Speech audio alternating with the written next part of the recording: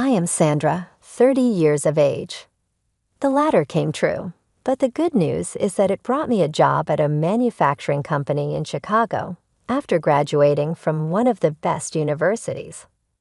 I take pride in my accomplishments and being somewhat financially secure, but what good is that when it comes at the cost of a heavy tax on your relationships? This story was straight out of me. A 33-year-old man named Jake who had never been able to fully support himself, let alone sis.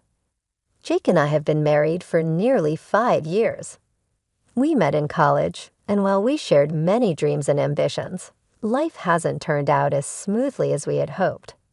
Jake had a promising start with a stable job after graduation, but things took a turn for the worse when he had a conflict with his boss.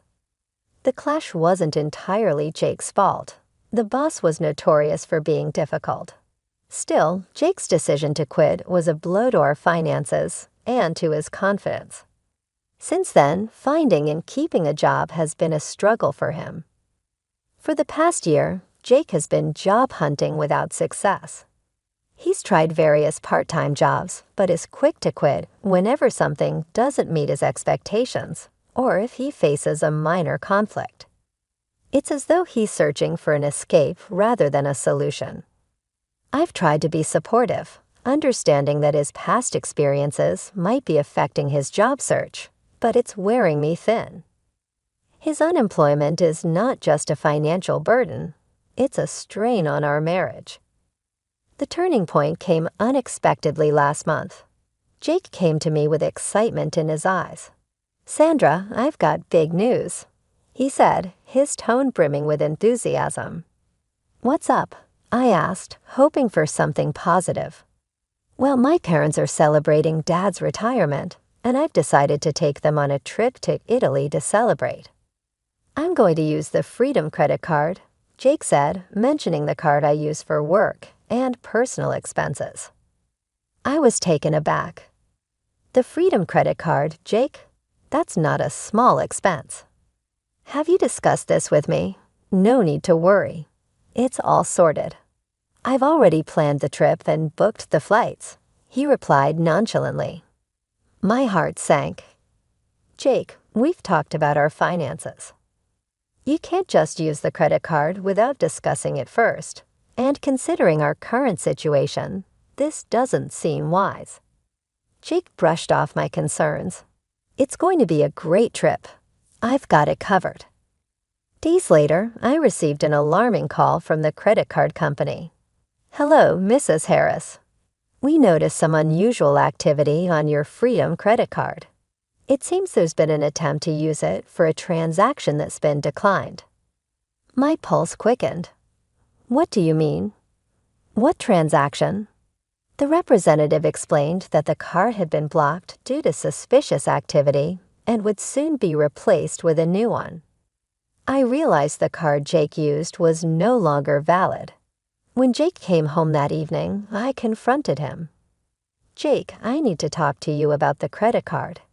It's been blocked." Jake's face went pale. "What? That can't be right. I've already told my parents we're going on this trip. How am I supposed to pay for it?" "Exactly my point.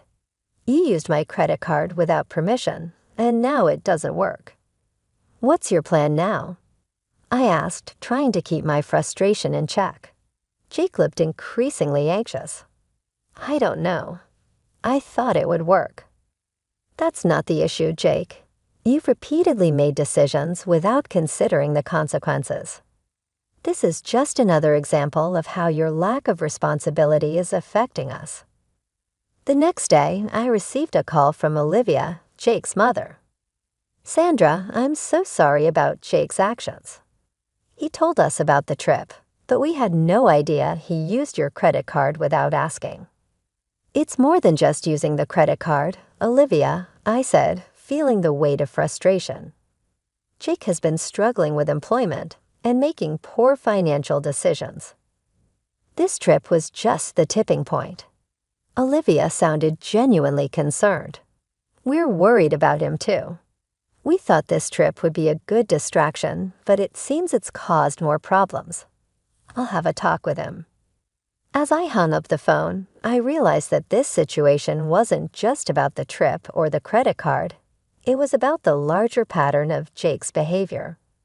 He's been avoiding responsibility for so long that it's now affecting every aspect of our lives. Later that evening, Jake came to me with a pained expression. "I know you're upset, Sandra. I should have talked to you first. I just wanted to do something nice for my parents, and I thought it would be a good way to celebrate." "I understand wanting to do something special for your parents," I said, "but the way you handled it was irresponsible. We need to address this issue, not just the trip, but the underlying problem. You've been avoiding your responsibilities for too long." Jake looked at me with pleading eyes. "What are you saying, Sandra?" I took a deep breath. "Jake, I think we need to talk about our future. This pattern of behavior is not sustainable. We need to find a solution before it's too late." As I spoke, I felt a sense of dread. The weight of our issues felt heavier than ever. I knew this conversation would be a turning point, but I wasn't sure how it would end. All I knew was that we were at a critical juncture in our marriage, and something had to change. After that conversation with Jake, things felt more strained than ever. It was clear that the issues between us were deeper than just a financial misstep. The trip to Italy was merely a symptom of a much larger problem: Jake's persistent irresponsibility and my growing frustration with it. Over the next few days, Jake's demeanor was subdued, and he avoided talking about the trip. I tried to keep things as normal as possible, but the tension in our home was palpable. I focused on work, hoping that immersing myself in my responsibilities would provide some relief from the stress at home, but every day the weight of Jake's behavior felt heavier. One evening, as I was preparing dinner, Jake walked in looking more anxious than usual. "Sandra, we need to talk," he said, his voice shaky. I put down the spatula and nodded. "All right, what's on your mind?" "I've been thinking about what you said," Jake began, shifting nervously from one foot to the other. "Maybe I should look into getting some financial counseling or career advice. I know I haven't been handling things well." I could see the effort he was making, and part of me wanted to believe that he was finally taking responsibility. "That's a start, Jake, but it's not just about seeking help. It's about changing your approach and making a commitment to it." "I know," he said, sounding more honest. "I've also decided to cancel the trip to Italy. I spoke to my parents, and they understand the situation. I'll figure out another way to make it up to them." While I was relieved that he canceled the trip, a nagging concern remained. Jake's tendency to make promises without following through was troubling. I needed more than words. I needed to see real change. A few days later, I got a call from Olivia, Jake's mother. "Sandra, I just wanted to check in and see how things are going. I heard Jake canceled the trip, and I wanted to offer my support." "Thank you, Olivia," I said, trying to keep my voice steady. "It's been a rough few days. I'm glad Jake decided to cancel the trip, but the issues between us go beyond that. We need to address the bigger picture." "I understand," Olivia said sympathetically. "Jake has always struggled with responsibility. I'm afraid his father and I have tried to help, but it seems like he's got to find his own way." Our conversation ended on a somber note, with Olivia expressing her concern, but also acknowledging that Jake needed to take more responsibility for his actions. I appreciated her support, but knew that the real work lay ahead. As the days turned into weeks, Jake's behavior showed slight improvement. He started attending job interviews and sought out career counseling, as he had promised. However, old habits were hard to break. He still seemed to lack the motivation and follow-through needed to secure a stable job. One night, as we sat together in our living room, I decided to address the issue directly. "Jake, I see you're making an effort, but it feels like we're stuck in a cycle. You make promises, but then things don't change. What's really going on?" Jake sighed deeply, looking away. "I know I've let you down. I'm trying, but it's hard to stay motivated when I keep facing rejection. I feel like a failure." His confession was raw and painful. I understood the emotional toll of constant rejection, but I also knew that our situation couldn't improve without real, tangible changes. "Jake, I get that it's tough, but we need more than just trying. We need a clear plan and commitment to seeing it through. I can't carry this burden alone." Jake nodded slowly, but there was a sadness in his eyes that worried me. "I'll try harder, Sandra. I don't want to lose you." His words were hopeful, but my doubts remained. I needed to see consistent effort and results, not just promises.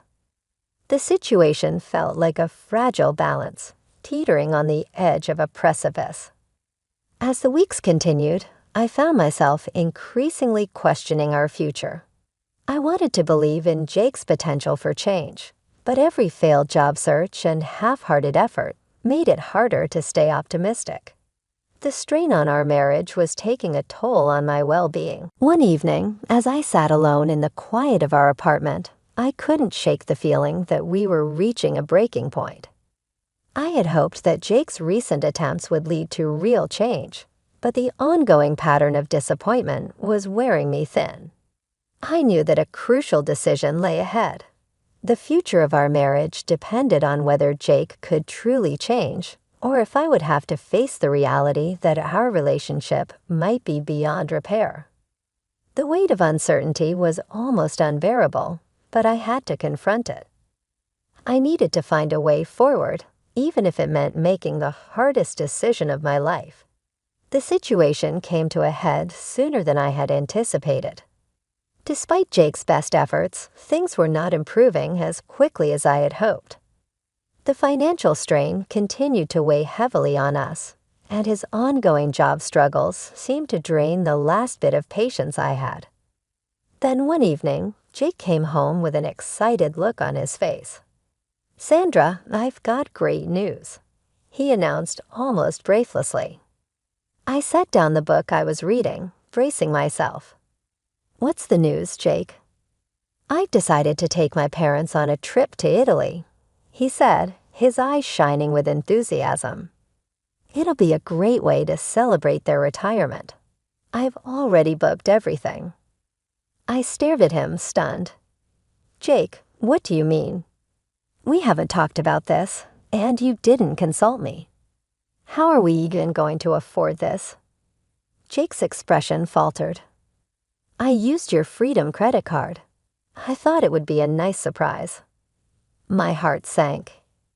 "You used my credit card without asking me? Jake, do you realize how irresponsible that is? We've been struggling with finances, and now you've committed us to an expense we can't afford." Jake's face reddened. "I just wanted to do something nice for my parents. I didn't think it would be a big deal." I took a deep breath, trying to keep my voice steady. "It's not just about the trip, Jake. It's about your repeated lack of responsibility. We've talked about this before. You can't just make decisions like this without considering the consequences." Jake's shoulders slumped. "I didn't mean to upset you. I thought I was doing something good." I shook my head, feeling a mix of frustration and sadness. The issue is not just the trip. It's the pattern of behavior that's been damaging our marriage. You make decisions without consulting me, and then I'm left to deal with the fallout. Later that evening, as I sat alone in the quiet of our living room, I felt a wave of hopelessness. I had tried to be patient and supportive, but Jake's continued irresponsibility was pushing me to the edge. The situation was becoming unbearable. The next morning, Jake's mother, Olivia, called me. "Sandra, I just wanted to apologize for Jake's actions. I know he shouldn't have used your credit card without asking." "Thank you, Olivia," I said, trying to keep my voice calm. I appreciate your concern, but this situation has been ongoing for a long time. Jake's behavior is affecting our marriage, and I'm at a breaking point. I understand, Olivia replied. We've tried to help Jake, but it seems like he's got to make these changes on his own. We're here to support you both in any way we can. The conversation left me feeling more determined than ever. Jake's actions had pushed me to reconsider our future. It was clear that the pattern of irresponsibility was not something that could be easily fixed. I needed to make a decision about our marriage, and the time had come to face that reality. That evening, I sat down with Jake. We need to talk, I began, my voice steady but firm. I've been patient and I've tried to support you, but your actions have made it clear that we have a serious problem we need to address now. Jake looked at me with a mix of worry and confusion. What are you saying? I can't continue like this, I said, feeling a lump in my throat. I've reached a point where I have to consider what's best for both of us. Your repeated lack of responsibility and the strain it's putting on our marriage has reached a critical point. Jake's face fell, and I could see the realization dawning on him. He had been given countless chances, but the pattern of behavior remained unchanged. The next steps in our relationship would determine the future, but I knew that something had to give. The weight of the decision hung heavy in the air, and as I looked at Jake, I realized that the future of our marriage was now hanging in the balance. The days following our confrontation were tense and filled with uncertainty. Jake was clearly distraught by our conversation, and the weight of what had transpired began to sink in. The night after our talk, he sat in silence, his gaze fixed on the floor. The room was heavy with unspoken words, and I knew we had reached a turning point. The next morning, Jake's mother Olivia called me again. Sandra, I wanted to talk to you about the situation, she said, her voice tinged with concern. Jake is devastated. He's been struggling, and I think he's finally starting to realize the impact of his actions. I understand, Olivia, I replied, my voice tired but resolute. But I've reached a point where I have to think about my own well-being. This isn't just about Jake anymore. It's about the life I need to lead for myself. Later that day, Jake came to me with a look of resignation. Sandra, I've been thinking about what you said. I realize I've made a mess of things, and I don't want to keep dragging you down. I could see the sincerity in his eyes, but the damage was already done. Jake, I've given this a lot of thought. I need to focus on myself now.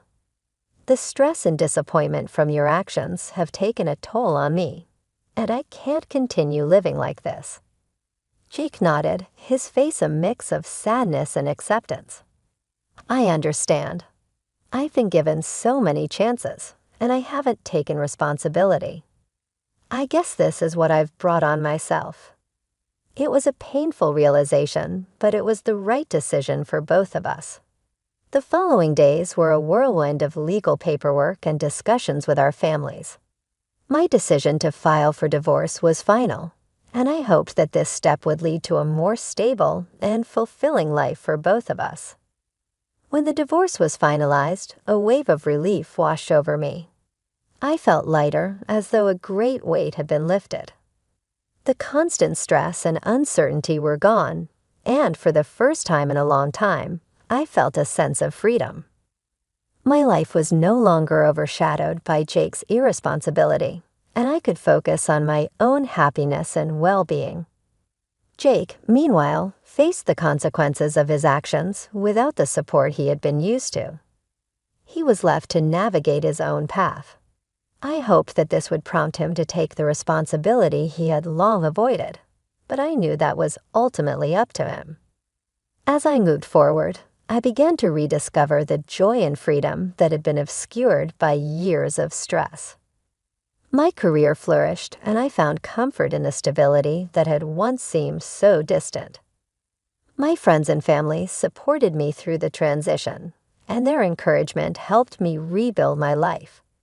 Reflecting on the past, I realized that the end of my marriage, while painful, was also a necessary step toward a better future. The strain of financial and employment issues had taken its toll, but it also highlighted the importance of mutual support and responsibility in a relationship. In the end, the story of my marriage with Jake became a chapter of learning and growth. It taught me the value of standing up for myself and the importance of making difficult decisions for my own well-being. And though the road ahead was uncertain, I felt confident that it was leading me toward a brighter, more fulfilling future.